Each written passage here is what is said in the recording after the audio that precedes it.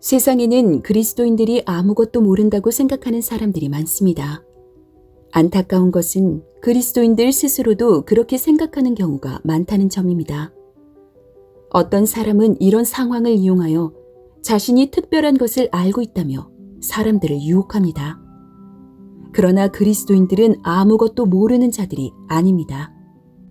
그리스도는 그리스도인들의 주인일 뿐 아니라 만물의 주인이시기에 만물의 실상을 그리스도인들에게 충분히 알려주십니다. 그럼에도 불구하고 사람들이 이를 알지 못하는 것은 성경을 아는 일에 무관심하기 때문이지 하나님이 알려주시지 않아서가 아닙니다. 하나님은 우리를 구원하신 후에 무지와 어둠 속에서 방황하게 버려두지 않으시고 우리에게 지혜와 총명을 주십니다. 지혜를 주신다는 것은 영적 세계에 대한 실상과 그와 관련된 하나님의 뜻을 알게 하신다는 의미이고, 총명을 주신다는 것은 매일의 삶에서 영적 세계의 실상을 어떻게 적용해야 할지 알려주심으로써 하나님의 뜻대로 살 수 있게 해주신다는 의미입니다. 이러한 지혜와 총명은 갑자기 하늘에서 떨어지는 것이 아니고 교회에서 성경을 근거로 말씀을 배움으로써 얻을 수 있는 것입니다. 하나님께서 주신 이 지혜와 총명으로 우리는 이전까지 감춰져 있던 하나님의 뜻의 비밀을 알게 되었습니다.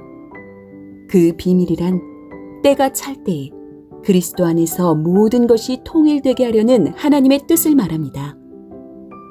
하나님은 우리가 모든 것이 완성될 그날이 오기 전에 미리 준비되어 그날에 합당한 모습으로 그리스도 앞에 다 모아지기를 원하시고, 그리하여 그 성취된 하나님의 뜻에 딱 맞게 되기를 원하시는 것입니다. 하나님께서 우리에게 지혜와 총명을 주시는 것은 이처럼 하나님의 경륜을 위한 것이니, 이 경륜은 그리스도의 구속을 핵심으로 하고 있으며 세상의 종말과 직결됩니다. 사람들이 그 경륜의 성취가 더디다고 느낄지라도 모든 것은 그 정해진 때를 향해 엄청난 속도로 달려가고 있습니다.